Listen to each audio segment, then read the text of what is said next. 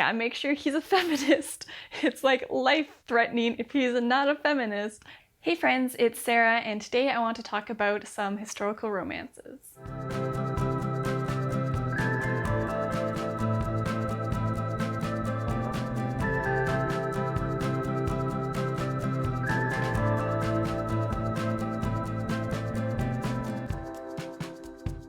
So recently I have been on a bit of a rabbit hole reading only historical romances because that just scratches some itch in my brain. It's the vibe right now. And I thought I would share them with you because if you're like me, you watch the Bridgerton TV series and you're like, this is great. And then I only read 2, but you read some of the Bridgerton books and you're like, this is not the TV show and this is not great. And so if that's you, then I think you will enjoy these books. These have really been like filling that void in my life.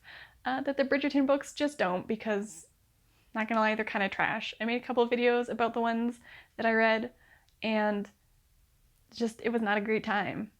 But then the TV show is great, so go figure. One of the few times when the show is actually better than the books, which doesn't happen very often. But without further ado, here is a handful of books that you might enjoy if you were let down by the Bridgerton books after watching the show. So first up, I have the League of Extraordinary Women series. This is the 3rd one in the series. The other ones have gone back to the library already.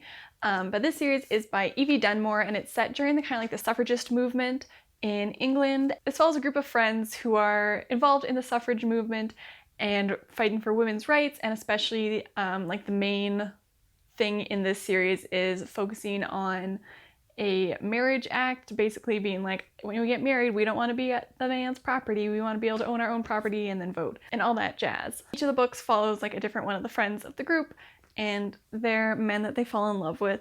And I think the suffrage movement era really puts an interesting tension in the relationships because they're like, I like this guy, but like, you gotta make sure he's a feminist. It's like life-threatening if he's not a feminist and doesn't believe in the suffrage movement.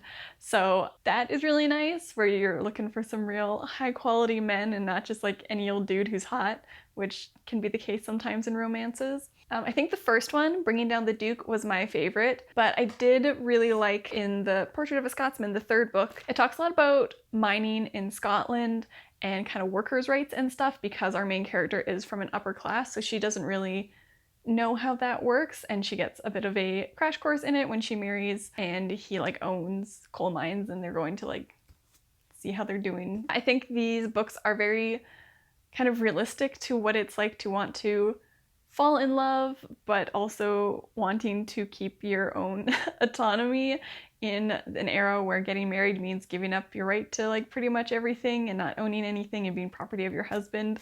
Yikes. They do get progressively like spicier as the books go on, so this one was like pretty spicy and the first one was only a little bit spicy. There is also a 4th book coming out in December called The Gentleman's Gambit, and I'm really excited for that as well.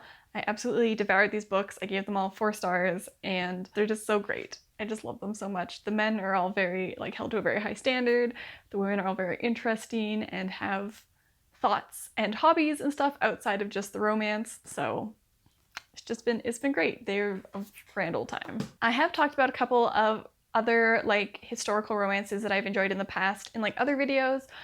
So there is Something Fabulous by Alexis, which is a gay romance. You've got kind of like the grumpy sunshine trope where the one guy, Valentine, is supposed to be betrothed to a woman and she runs off because she doesn't want to be married to him because she wants a love match. And so her brother, Bonnie, is like, you gotta go after her, you gotta chase after her. And basically forces Valentine to chase after his betrothed to be. And they end up, instead, Bonnie and Valentine end up falling for each other, and it's just like the most ridiculous thing ever. It's so funny, but I really loved it. I thought it was just funny, but also like sweet, and it was a little steamy at times, but it was just really like romp is the word for it. It's just a delightful romp.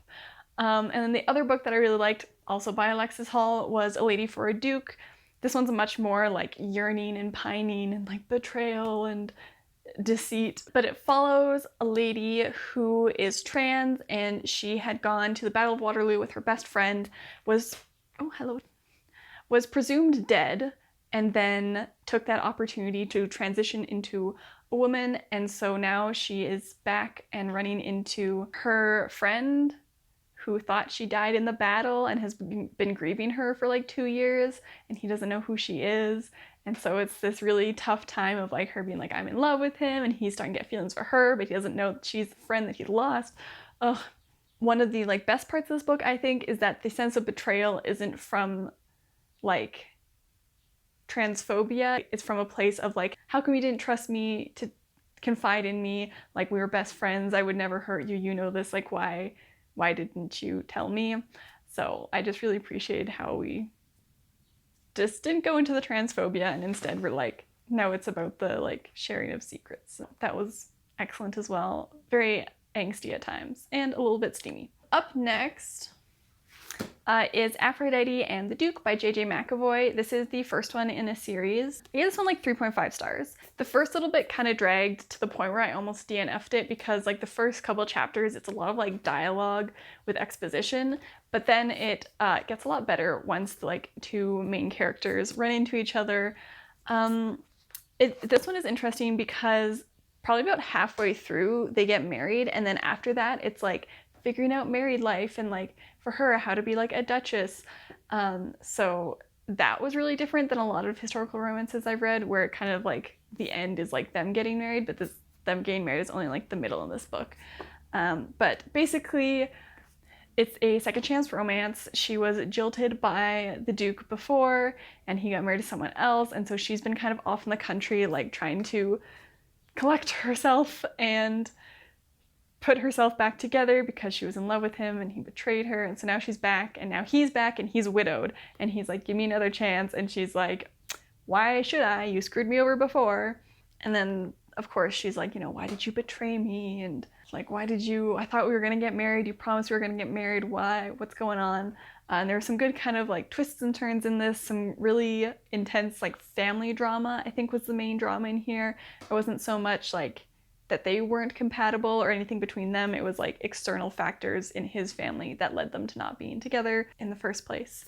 And another cool thing about this is, as you can see on the cover, it features Black main characters, but there's no racism in it. It's not talking about that at all. It's really just like the characters' drama, like interpersonal drama, and there's no like racism, which was nice. It was a good like escapism. Okay, up next we have The Perks of Loving a Wallflower by Erica Ridley. This is the second book in the Wild Winchesters series, and again, as you can see by the cover, it's a sapphic romance, and the main character, one of the main characters, she uses like she, her pronouns, but throughout she talks about her like gender feeling kind of like different and like fluid or like not there. So I would say she's kind of maybe genderqueer, gender fluid, non-binary, something in there.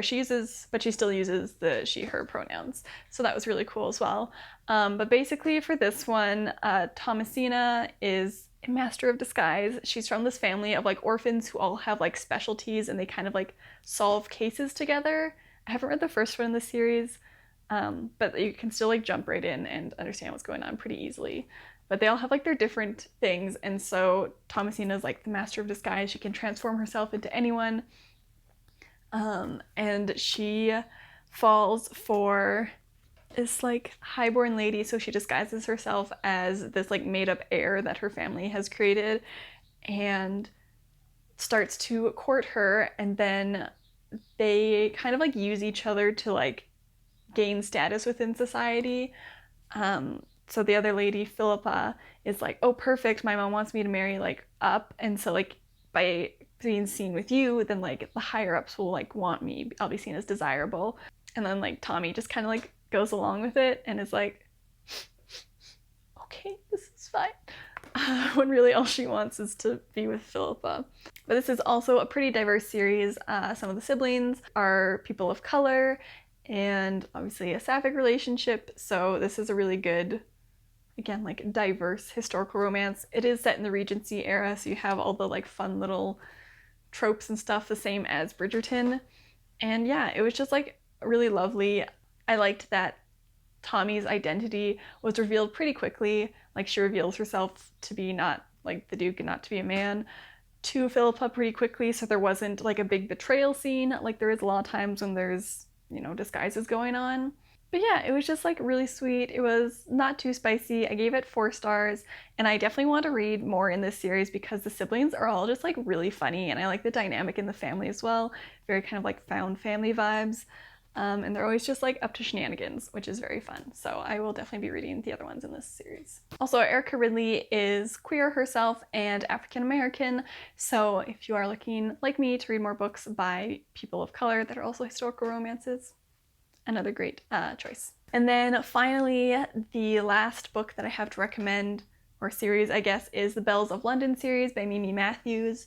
The first one is the Siren of Sussex, and the second one is the Belle of Belgrave Square. And I think actually there's another one coming out.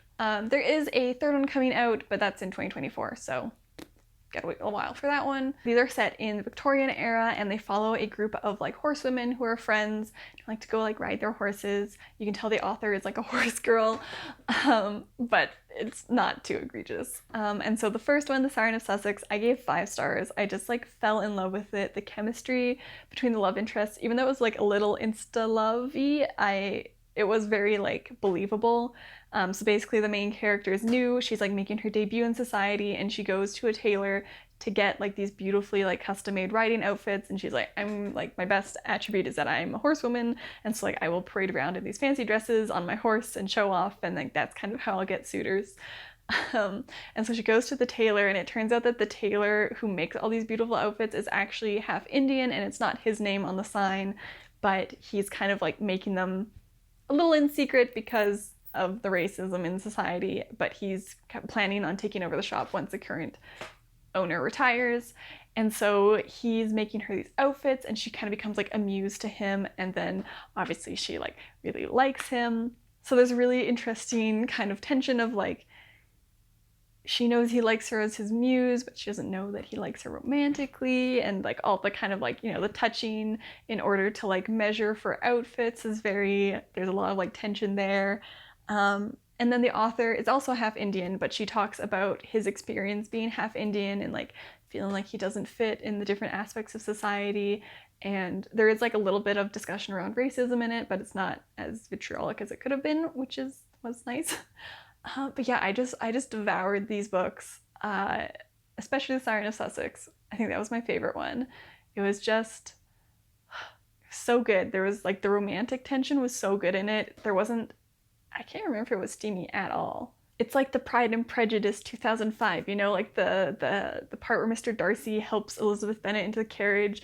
He holds her hand and then he walks away and he does a little like hand flex. It's like that kind of vibes all throughout this book, and I just ate it up. Like, that's my jam.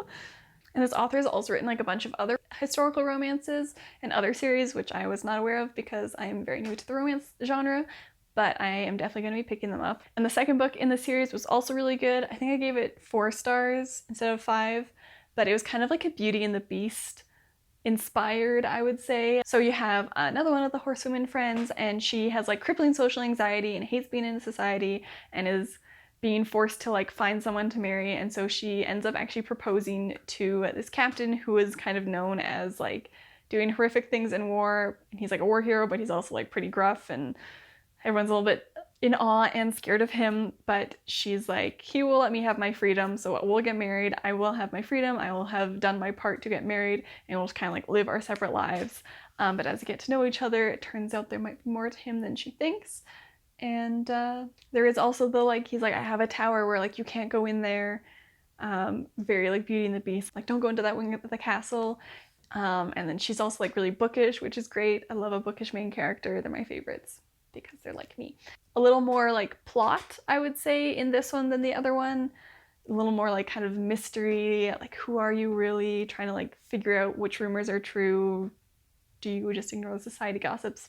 All that kind of jazz in the second one. So if you're really into more of like the intrigue, then you might enjoy the second one more. But I love the chemistry in the first one so much, and like the discussion around race as well was very well done. Those are the handful of books that I have to recommend to you if you really loved the Bridgerton show but did not love the Bridgerton books, or if you're just looking for great, fun, swoon-worthy historical romances. These are all great. And the best part is that most of these, except for A Lady for a Duke, all the rest of them are all series. So if you enjoy one book, you can keep going, and most of these authors also have like a ton of other books published too. So if you really like one author, you can do a deep dive and just read all of their work. Let me know what your favorite historical romance is. If you've got any like authors that you like really love, send them to me down in the comments. Thank you so much for watching this video. Don't forget to like and subscribe, and I hope to see you next time. Now go read a book. So it also, as you can see, features, oh my god, is it suffragettes or suffragists?